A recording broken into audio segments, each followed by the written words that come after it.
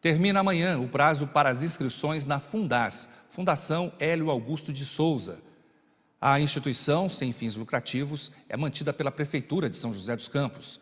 A Fundas atende gratuitamente crianças e adolescentes em situação de vulnerabilidade social. 150 novas vagas estão disponíveis. As inscrições devem ser feitas no período das 8h30 da manhã até as 3h30 da tarde, na unidade mais próxima da residência. Para quem já efetuou a inscrição do setor de triagem e reside próximo a uma unidade da Fundas, não é necessário se inscrever novamente. Os pais ou responsáveis dos alunos devem comparecer a essas unidades com documentos e uma declaração escolar, além, é claro, de comprovante de endereço. A lista completa de documentos e outras informações podem ser obtidas pela internet através do site fundas.org.br. Está aberto o processo seletivo para vagas na nova escola do SESI, em Pindamonhangaba. As oportunidades são para o ano letivo, com início das aulas em agosto. As inscrições vão só até amanhã, sexta-feira, e devem ser feitas no site do SESI de Taubaté, que é www.taubaté.sesi.com.br. As vagas para o 1º ao 9º ano do ensino fundamental são destinadas apenas para dependentes de pessoas que trabalham na indústria. Já as vagas para o ensino médio podem ser concorridas por todos os interessados. A prova está agendada para o dia 30 agora de junho, e só quem fizer a inscrição para o 1º ano do ensino fundamental não vai precisar fazer a prova, porque será feito um sorteio entre os candidatos. Carolina Silva, de Pindamonhangaba, para o Repórter Setorial. A Prefeitura de Taubaté abre novas vagas para permissionários de mototáxi e agências. Thaís Olovic tem mais detalhes. Para explicar sobre o chamamento público e as novas permissões para os mototaxistas, eu converso com a Juliana Rigotti, que é diretora do transporte público. Juliana, o chamamento público para o credenciamento de agências é direcionado a quem?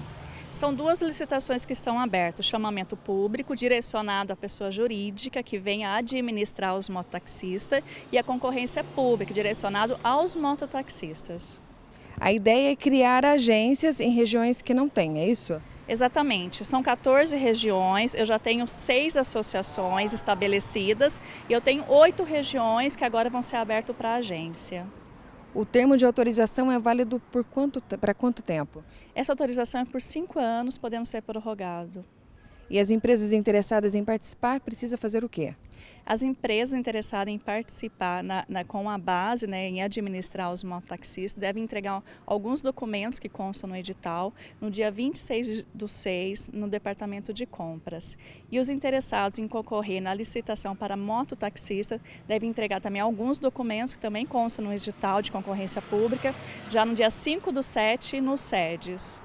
Ok, para essas novas permissões está aberto para quantos autônomos? São 194 vagas para mototaxistas, sendo que a gente ainda vai cadastrar mais 50 vagas que vai ficar como reserva. O motorista que for classificado, ele tem permissão por quanto tempo? 5 anos também. Muito obrigada pelas informações, Juliana. Então, para os dois, tanto para o chamamento como a nova permissão para os mototaxistas, o edital completo está no site da Prefeitura, www.taubaté.sp.gov.br. De Taubaté, Thaís Orlovic para o Repórter Setorial.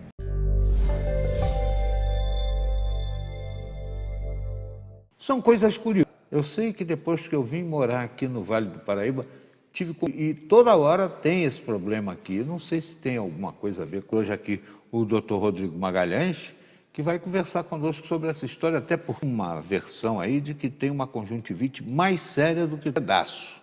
Tem a ver? Essa história procede? Na verdade, deve ser coincidência. O ambiente, ele ajuda bastante, né?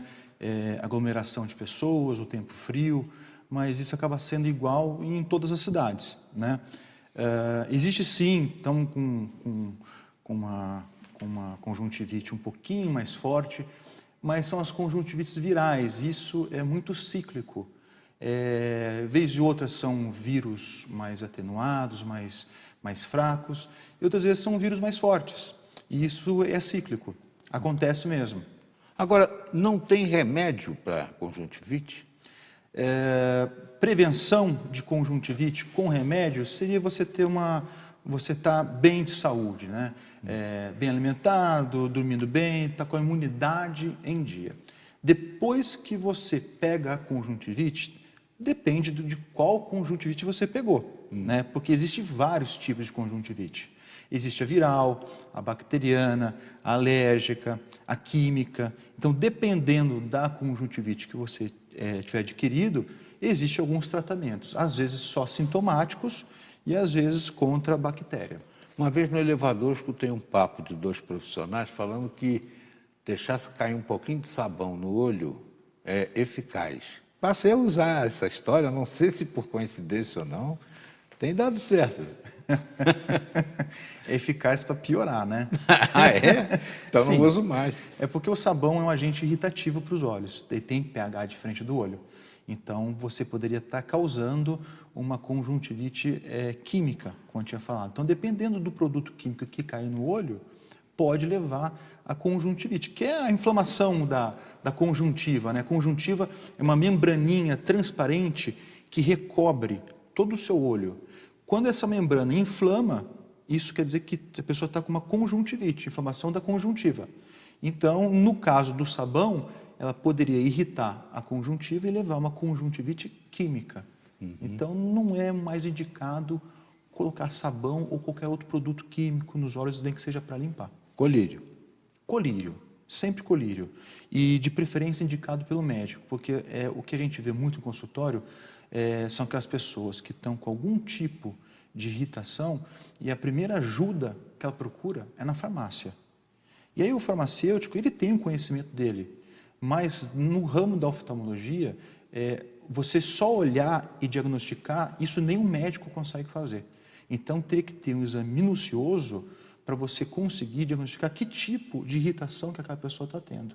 E aí sim, você passar um colírio que seja eficaz. Porque se você passar um colírio, uma pessoa que está com algum tipo de irritação nos olhos, e aquele colírio for diferente do necessário, pode piorar.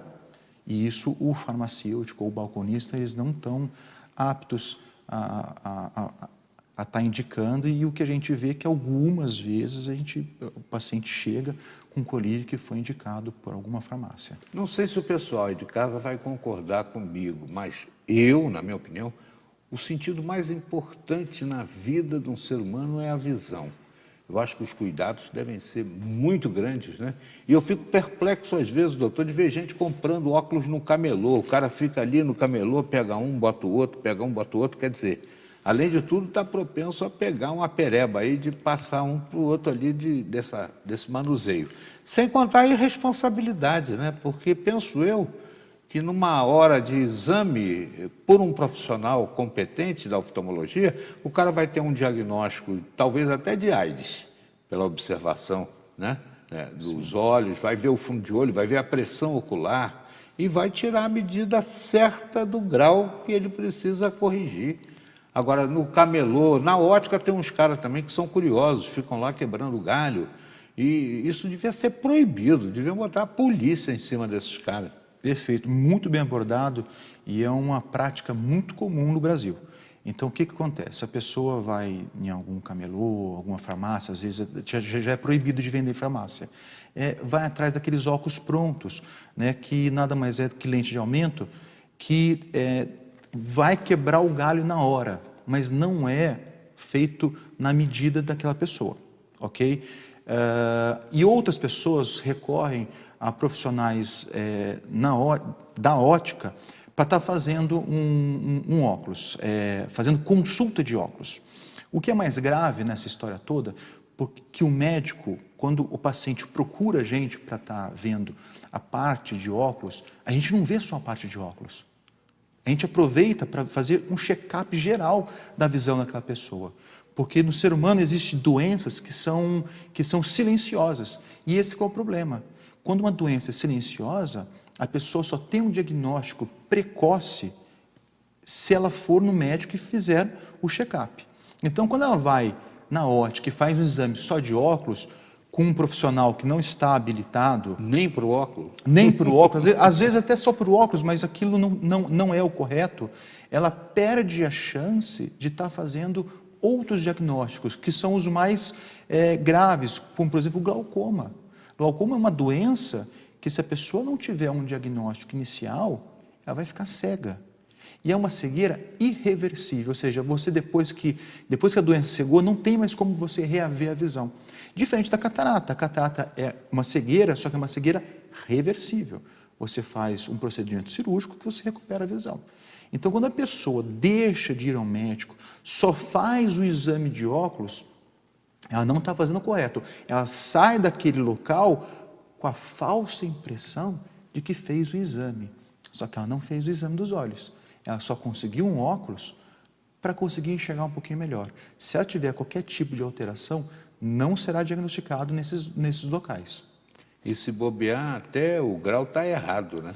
Muitas vezes a gente pega no consultório esses óculos com grau errado. O sujeito tem miopia, astigmatismo, não percebe o astigmatismo, bota só a miopia. Exatamente. Sai, né? Sai com... Aí a letrinha sai assim meio escorregadinho para baixo. Isso, acaba dando um desconforto, não enxerga muito bem, tem dor de cabeça no fim do dia, a visão fica borrada ainda e acaba gastando um dinheiro desnecessário.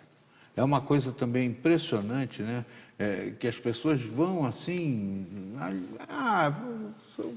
óculos de estético, né? Esses óculos escuros, né? A pessoa precisa também botar grau nesses óculos, não é só...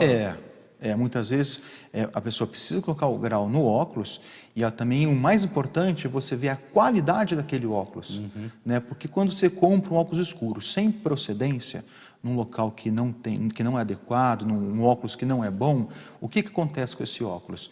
Ele não filtra os raios ultravioletos do sol. Então, quando você põe um óculos escuro, a sua pupila no escuro, ela dilata. A hora que dilata, vai entrar mais raio solar. Se aquela lente escura não tiver uma proteção adequada, vai entrar mais raio do sol com UVA e UVB, e isso prejudica a visão. Você acelera o processo de catarata, você tem um desgaste maior da retina, tudo isso por conta de um óculos que não tinha proteção correta. Eu tenho a impressão que é muito importante também a gente abordar uma coisa que a mamãe está lá em casa, o papai, né, preocupado, porque a escrita do filho está meio esquisita, está caidinha, né? A criança fica cansada, dorme quando começa a ir para a escola, assim, em horário impróprio, sono. Eu acho que isso tudo tem a ver também com a questão dos olhos e tem que fazer o exame, né? Mas vou lhe pedir para a gente falar sobre esse assunto na volta da entrevista. Alô, mamãe, alô, papai, preste atenção, hein? Nós vamos continuar falando com o Dr. Rodrigo Magalhães, especialista, um oftalmologista, tem lá a sua atuação principal em São José dos Campos, mas já atuou na Santa Casa em São Paulo, no Hospital Einstein, né? Isso. E ele tem uma experiência muito grande. A gente já volta sobre o tema. Não saia daí.